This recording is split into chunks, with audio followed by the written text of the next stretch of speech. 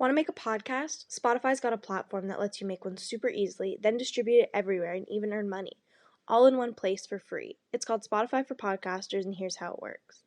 Spotify for Podcasters lets you record and edit podcasts right from your phone or computer, so no matter what your setup is like, you can start creating today. Then you can distribute your podcast to Spotify and everywhere else podcasts are heard. Video podcasts are also available on Spotify. With Spotify for Podcasters, you can even earn money in a variety of ways, including ads and podcast subscriptions. And best of all, it's totally free with no catch. Spotify for Podcasters has made our podcasting process so much easier and even has options like Q&As and polls so we can engage with listeners. I highly recommend you give it a try. Download the Spotify for Podcasters app or go to www.spotify.com/podcasters to get started. The following case contains descriptions of physical abuse, sexual abuse, violence, and extremely disturbing descriptions, all against a minor. This episode is going to be extremely graphic. If you're not comfortable with any of those details listed, please listen to one of our other episodes, and we hope you join us for our next episode coming out on December 16th.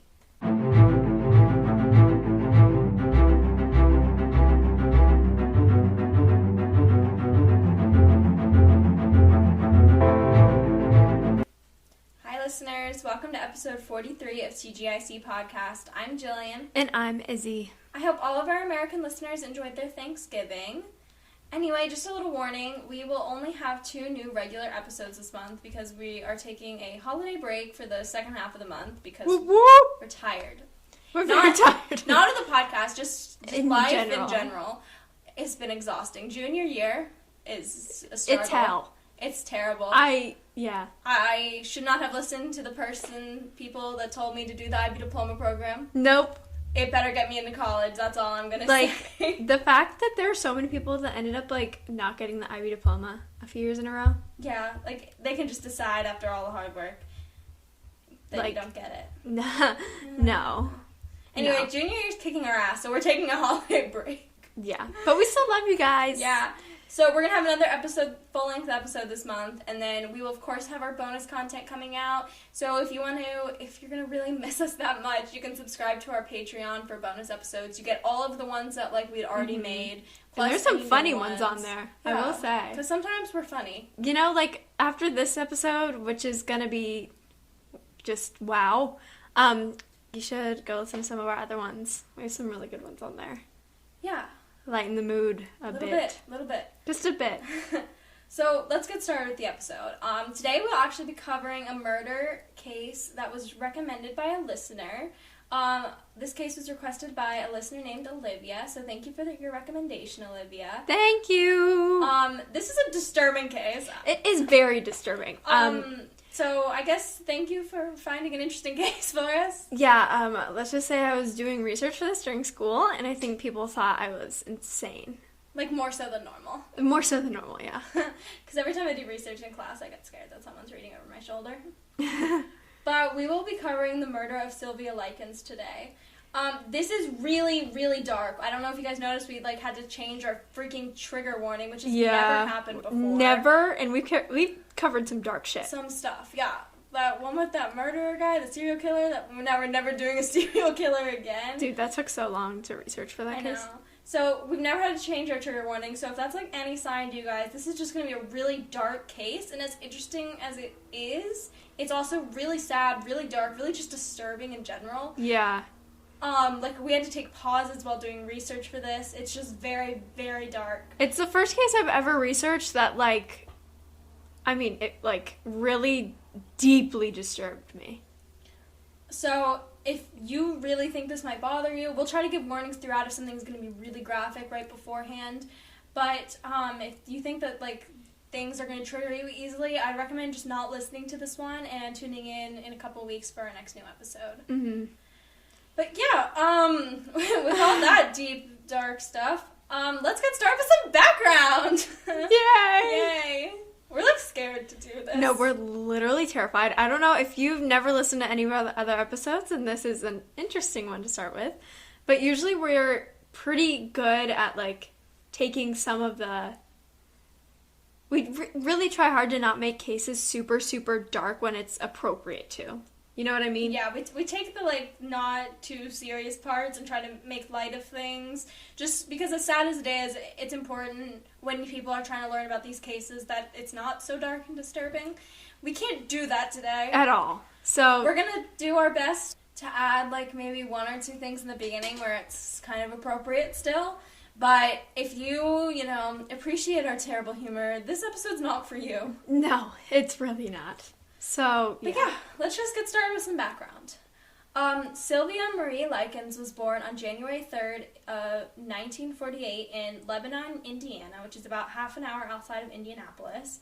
She was the third of 5 children in her family. I think it was pretty popular at the time in that Midwestern area to have a lot of kids in the family. Yeah. As picked up on by the other family mentioned this case that is literally based on nothing else except for that. Inferences. So her siblings included older twins, Daniel and Deanna, who were 2 years older than Sylvia, and younger twins, Ben and Jenny, who were 1 year younger. What? Yeah. Isn't that weird to be born between 2 twins? That's really weird. That'd, scare me. Yeah, that's weird. Her parents were Lester Cecil Likens and Elizabeth Betty Francis. These names. Yeah, I know. They have some very extra names. They were both carnival workers, so they moved really often. What do they do in the carnival? I'm not really sure. Clowns? Yeah, I think I don't know. They could have been like lion tamers and stuff. I don't know. Tiger King! I've never been to a carnival. I have, but I'm terrified of clowns, so... Yeah, I've never been to like a fun house. The idea of a fun house really scares me. Like the freak show and stuff? Yeah, all that stuff. I bet I could be in a freak show. I can do some like weird stuff with my shoulders. Anyways. Why would that be like the thing? You're like, oh yeah, I can do some weird stuff with my shoulders. Okay, did you ever watch that show that was like a series of unfortunate events? No. Well, there was a freak show and one of the guys was ambidextrous. And that was like his whole thing. Why? That's not that cool. Yeah, I know. I don't know. Okay, anyway, they're both carnival workers, so they moved really frequently. And Sylvia had some family issues growing up, kind of partially as a result of this, but also unrelated. Her younger sister Jenny had polio, which resulted in her having a really pronounced limp and a steel brace on her leg. This caused, like, some extra financial struggle on the family, who was already struggling a lot with money because of inconsistent work, and her medical issues really only added more things for them to pay for. So in an effort to provide supplemental money, the family would often sell concessions at carnival stands, like, in the summer. Like, I guess if their regular carnival thing didn't work out, they would, like, work in the concession stand. I'm not really sure. But when jobs arose, the parents would relocate to wherever this carnival was, and they'd usually bring their sons with them and leave Jenny and Sylvia with relatives, like specifically their grandmother. Sylvia was described as being this super friendly and outgoing girl. She babysat and ran errands for neighbors to just help provide some extra money for her family. She had a lot of friends, and they even gave her the nickname Cookie. I don't really know what the nickname Yeah, I don't Cookie understand means. what that means, but... I guess because she's so sweet. Like, I don't know why that sounds like you sound like a southern grandmother. Thanks. You're welcome. She loved the Beatles and music in general. She was also a really nice sister who would often take Jenny to the skating rink and help her skate. That's so cute! Because she couldn't walk very well, so that she'd help her, like, skate around and stuff. I thought that was so sweet. So she was just, like, this super nice girl, very outgoing. But despite being very confident, she actually never smiled with her mouth open because she had a missing front tooth. Interesting detail. Yeah, she was playing, like, a game with her brothers when she was younger, and, like, a tooth got knocked out. Well, she is a very pretty girl. She is very pretty. I thought it just stood out to me because, she was very confident, but she never smiled with her teeth. Aww. Yeah. Okay, so here's where it gets dark. Yep. So I'm going to start with a timeline. So the summer of 1965... Is that a song? No, 1969. Never mind. At this time, Sylvia is 16 years old, and the entire family is living together in Indianapolis. But by July 3rd of 1965, Sylvia's mom was actually arrested and jailed for shoplifting, and this caused her father to decide to board Jenny and Sylvia at home at someone else's house. So while attending the Arsenal Technical High School, That's a mouthful. Yeah. The girls became friends with two other sisters named Paula and Stephanie Banaszewski, I think. Banaszewski. And their mother, Gertrude, offered to house Sylvia and Jenny for a weekly boarding fee. We don't like Gertrude. But also Gertrude's a terrible name. Yeah, it is a really horrible name. Anyways, at the time, they believed that Gertrude was a really respectable woman, especially since she had 7 children of her own. 7. Yeah, I assume Midwestern families at this time just had big families because of Cray. this. And before we get into the abuse of Sylvia, let's just talk a little bit about Gertrude's past and why she ended up the way she was. So she was actually born into a super poor family in 1929, and she was the third of 6 children. So her father actually passed away from a heart attack when she was 10, and she witnessed him die, which is really traumatizing and horrible. Mm-hmm. And when she was 16, she actually dropped out of high school to get married to a man named John, who is 2 years older than her. And they had 6 children together, but the marriage eventually ended because John was really abusive towards her, and it was unclear if he was abusive towards their children as well, but from sources I just found that he was abusive towards her. So she escaped, and she married another man named Dennis, and they had a child, but unfortunately he was also really abusive towards her. And, I mean, she was just really stuck in one abusive relationship after the other, leaving her, really spiteful and angry and depressed. I mean, that makes sense. And the way that, she thought to meet ends meet was accommodating children around the neighborhood when their parents left town for a fee. Which is, first off, how do you come up with that? It's like a hotel. It's do you remember that movie, Hotel for Dogs? I was just about to say that. Are you serious? I was about to say it, but I was trying to think of what's-her-face who was in it. I couldn't think of her name. Selena Gomez? She was not in that. It was Emma, the one that's related to Emma Roberts. Is that a person? Yeah. Emma Roberts. That is a person. So she actually kept the children that she was boarding in her already too small and run-down house that was, chaotic because of her 7 children. So, anyway, shortly after the agreement was made, the girls, as in Sylvia and Jenny, moved into the house at 3850 East New York Street in Indiana. And their dad and later their mom moved to the East Coast for a carnival due to the fact that they needed to take the job since carnival work was inconsistent and they didn't get enough money to begin with. And they also, I'm assuming, took their 2 brothers. So they promised to send $20 weekly for boarding fees and said that they would pick up the girls that November. And, I mean, the first few weeks in the house, or not even the first few days at the first few days at the house passed with little issue. So Sylvia would hang out with Stephanie and her sister Jenny, and she participated in household chores. She regularly attended Sunday school with the family.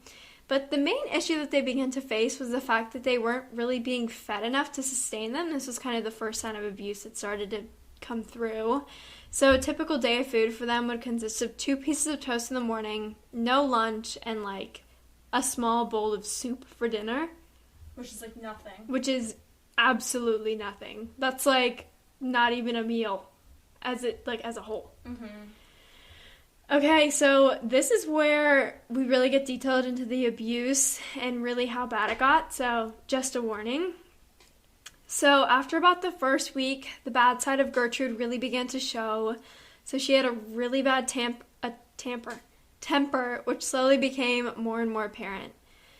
So right at the week mark, after the girls had arrived, Gertrude took them to a room upstairs and beat them really, really badly. And she claimed that this was because she was taking care of them for quote-unquote nothing. And she was screaming at them and just, from what I read, it seemed like it was really, really bad. But in fact, she was still receiving the $20 that she was promised, but she just really resented their presence in the small house, even though she was the one who offered the services, mm-hmm. right? So the beatings actually started to become worse when the payment was not received on time for their care on some weeks. So she was beating the girls so badly that there came a time when her hands hurt from hitting them so profusely. So instead, she started to hit the girls with a wooden paddle, which left permanent scarring on Sylvia's buttocks and her back. And, I'm assuming really bad wounds if it scarred so badly. So it like, the abuse immediately started to become more and more targeted towards Sylvia due to the fact that Jenny was disabled from polio in her youth, leaving the abuse against Jenny to be purely, like, psychological. So she was basically forced to watch her sister be brutally beat on a daily basis. So Gertrude then began involving her children as well as the kids from the neighborhood, and she would basically be like, oh, come over to my house because you need to do this because Sylvia, quote-unquote, stole candy, when that was not true. But also, why would that... Yeah. That still doesn't warrant the horrible behavior that they did against this poor girl. No. Whatsoever. Like, stealing candy, that's like... I can't fathom that. So eventually, Sylvia told Gertrude that she had once had a boyfriend. And this was like, I think probably, I don't know how it came up, but she did. And this, like, enraged Gertrude and made her believe that Sylvia was pregnant and that she was a prostitute. Huh? Yeah, I don't know. This is, like, a theme that happens throughout this entire case. She would, like, assume something because of something else. So she was making bad inferences. She was making horrible inferences and then, like, taking it out on Sylvia, even though a lot of them were, like, totally unsubstantiated. And it's just, like, this is so weird to me. The fact that she was like, oh, because of this, I assume this. Yeah, that's really It's like strange. her in her mind warranting the violence against this poor girl by, like, convincing herself that she was way worse than she actually was, right? So weird. So that, like, this led Gertrude to kick her in the genitals and into the stomach, like over and over and over again, really hard, and she was wearing heels. It's terrible. So, like, horrible. And, I mean, the kids, the neighborhood kids, as well as her kids, would often laugh and push Sylvia down the stairs repeatedly. They began burning her with cigarettes. They began, like, overall the kids became more and more involved. They would cut her arms, cut her fingers, do all this horrible stuff. And at one point, Paula, who was one of Gertrude's children, ended up becoming so enraged when beating Sylvia at one point that she broke her hand. Oh my god. But that's not even the worst part. After getting the cast, which at this point was plaster, so it's really heavy, she would hit her in the face and the head repeatedly with it. What the fuck? Yeah, what the fuck, Paula? Also, horrible name. Gertrude. Yeah, seriously. Oh god. Yeah. So, I'm going to talk more about the abuse, because I guess Izzy selectively chose for me to talk about the really, really gruesome stuff. She's making a face right now because she knows that's what she did. I wrote it down. Okay. So, the abuse was beyond physical, and once they began to hit her more and more, and they just kept getting more and more people involved, the abuse took, like, a really even, like, darker turn. So at one point, Gertrude force-fed Sylvia a hot dog, like, covered in condiments. And after eating it, Sylvia threw up, and then she made her eat it again. Ugh. Which is, like, really disgusting. And horrible. They started force-feeding her feces, urine, and, like, other contents of baby diapers. Which, like, it's so beyond disgusting, and I don't know where they even, like, came up with this. This is so dark and disgusting. Like, you have to be such a horrible person to do this to someone. Yeah. For no reason. Ugh. Okay, so this next thing I'm about to say is, like, really big sexual abuse, so if that's gonna trigger you, I just skip ahead a little bit, maybe. I don't know why you're still listening. Yeah, but I'm sorry. Not to judge, but this is real dark.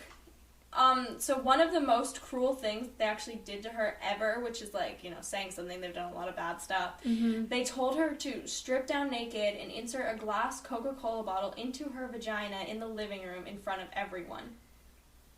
Oh my god. Yeah. They would cut her arms and hands, burn her, treat her like a dummy to practice karate on. Eventually they began forcing Jenny to even be involved, and they would make her beat her own sister, and said that if she didn't, she would, like, suffer the same fate. Jesus! Yeah. That's, like, psychological torture right there. I know. The beatings became so regular and violent that Sylvia became incontinent, meaning that she, like, couldn't control urine or defecation.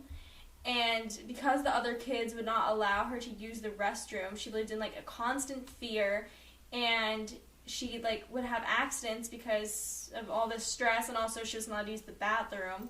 And this would just make Gertrude only more, like, angry and mad and, like, led her to believe that Sylvia was a whore, which I don't really understand that either. Again, one of those things where she's like... Yeah, and so the abuse just kept getting worse and worse. Eventually, Gertrude put Sylvia, like, into this basement and pulled her out of school. Like, she was locked in a basement now. She couldn't even go to school. And a punishment that Gertrude began practicing regularly was taking Sylvia to the bathroom, putting her into the tub, and burning her skin with scalding water, and then rubbing salt into the burned flesh. Ugh. Like, seriously, I don't know like, how did you even come up with this? Like, oh my god. Like, oh my god. They were rubbing salt in the wound, literally. Literally. They were using her as a punching bag, literally. Oh my god. I just, like, what psychological... It's awful. Like, what part of the brain has to be messed up for a whole family to do this? I know, it's awful. Oh my god. Sylvia was, like, now locked in this basement, naked and on the brink of starvation, and occasionally she would be brought upstairs just to be beaten or forced to, like, dance in front of the other children, and if she didn't, she'd be punished. Jenny and Sylvia had no way to contact their parents to tell them about the situation, and if they told anybody else about the abuse, they were, like, concerned about getting faced with just more abuse. By October, things had really started to escalate, which is, again, saying something that this is now, like, another point of escalation. So, in the bed that Jenny and Sylvia had shared on the floor, Sylvia, like, wet the bed one night, and in a rage, Gertrude heated a needle, and once it was piping hot to the point where it, like, was red, she scratched the words into Sylvia's abdomen, "I'm a prostitute and I am proud of it." Halfway through, Gertrude got, like, a neighborhood kid to finish it, and then threw her back in the basement. Oh. Right, like, what? She's just such a terrible human being. And how, like, all these kids, like, why are they doing this? Why? Like, what did they... They know it's wrong. They know it's Don't wrong, tell me they and don't they know know it's that wrong. this girl is probably in so much pain. Like, this case is, like, one of those things where if I saw this in a movie, I would be like, there's no way that's real. Yeah. Like, that's unbelievable. There's no way. It's just, like, it's one thing after the It's the next. constant. And it gets so much worse, ugh. So Gertrude started to get kind of worried about getting caught. Just, I guess, she was reaching a point where it was starting to affect her conscience. And she forced Sylvia to write a letter that dictated, like, indicating that she had, like, wanted to run away. She planned to give it to her parents or law enforcement so that she could dump Sylvia in the woods and just, like, leave her there to die alone. And when Sylvia discovered the plan, she had attempted to run away. Her injuries were just too severe, and she ended up being caught by Gertrude. She was then beaten so badly by Gertrude and her husband that she was barely still, like, alive. Oh my god. And when Sylvia made her last attempt to escape the basement, Gertrude stood on top of her with both feet, causing her brain to hemorrhage and her eventual death. Okay, everybody take a deep breath. Oof. That was a lot. So, this is where it gets less... It's still heavy. But now you see what happened to these people afterwards, so... Which makes you feel a little bit better. A little bit better. So, following her death, Gertrude actually attempted to, quote, wake her up by beating her corpse with a book and calling her a faker. What a lovely motherly figure. Jesus. Oh my god. So, she ended up panicking and told one of her kids to call the cops, and the police arrived at about 6:30 p.m., and Gertrude led them to the body, which she had posed with, like, she posed Sylvia with a letter, the one that she had been forced to write before her death. But let me just say, this woman is so psychotic that she was like, oh yeah, I'm gonna call the cops because they're not gonna catch me. Yeah, no, she, like, literally, she had this whole plan, and she gave her, had her write this letter, so it was in her handwriting, and had her hold it, and then she called the cops. Like, She really thought she was not about to get caught? Like, really? So, her body had actually been covered in rubbing alcohol in an attempt to, quote, aid her wounds, which... Basically, it was just to cover up what happened. But yeah, like, take away any forensic evidence. And Gertrude actually made up a story about how Sylvia had run away with a bunch of boys that afternoon and returned with the note. So one of the daughters, Paula, was actually seen... That's a funny story because oftentimes when people run away, they don't return. They don't return, especially with the note. Yeah, what? That makes no sense. And oh my God. So one of her daughters, Paula, was actually seen holding a Bible and insisting that Sylvia's death was meant to happen. Paula is one crazy bitch. She's a crazy bitch. She is, this woman. And there's more about this girl. That's just, incomprehensible. Anyways, she's then quoted saying, quote, "If you want to live with us, Jenny, we'll treat you like our own sister." This is to Sylvia's sister, by the way. Like what? Like, no. Well, you're not going to be living outside of jail anytime soon, so. Yeah. Anyways, before the police could leave, Jenny, barely able to walk and probably, so freaked out, went over to the officer and whispered in his ear, "Get me out of here, and I'll tell you the whole story." So they got her out, and she told them everything that had taken place in the house from the moment that they had arrived. So when, of course, Gertrude was questioned, she first insisted that it was the kids, specifically Coy and Paula. Coy was a neighbor, by the way. Yeah. I think he was the one who actually carved the thing into her stomach. So. And she said that they carried out the abuse, but, little by little, she started confessing to the crimes, like a lot of criminals do. Yeah. And 5 other neighborhood children who had participated in Likens' abuse, Michael Monroe, Randy Lepper, Darlene McGuire, Judy Duke, and Anna Sicko? Cisco? Sicko. Yeah, Sicko. Were arrested for causing injury to a minor, but released and became witnesses for the trial. Okay. I hate when that happens, honestly. I hate when people they don't deserve a plea deal, no, okay? not for what they did. No! They had a hand in her death. That's just, I can't believe Literally. that. So, Gertrude, along with Paula, John, who were the 2 oldest kids, and 2 neighbors, Coy and Richard, were charged with having repeatedly struck, beaten, kicked, and otherwise inflicting a culmination of fatal injuries to Sylvia Likens with premeditated malice. And Stephanie testified against them in the trial. Even though she was a part of the abuse. She got out of it, which kind of... she was just as guilty in my opinion. She was. And overall, all of them were sentenced to either the maximum sentence available at the time for their age or close to it. And mainly because the judge was just so, horrified of, what he was being presented with. They're in Indiana. Yeah. This is unprecedented at this point. At least it hadn't been, such a widespread case. So some of the kids were also able to be granted a, quote, normal life after they completed their sentences. Or, some of them, they didn't have sentences. So many of them are still alive today, living under the radar with totally different names, places to live, and people just don't know about all the horrible shit they did. There was, an incident, I don't know, in the last, 10 It was Paula. years. Was it Paula? Yeah. So one of the girls, I didn't realize it was Paula. Jeez, that's scary. Yeah. So one of them was, outed, basically, out. They were a teacher's aide at a school. She was a special needs teacher's aide. Yeah, and they found out that she was involved in the case. I didn't realize it was Paula. Jesus Christ. Yeah. I thought it was one of the ones that was No, and they just gave her a different last name. No, it was Paula. Yeah. And she, lost her job, and it was, a big news story because they found out it was her. And she was that thing about her hitting Sylvia until it broke her hand.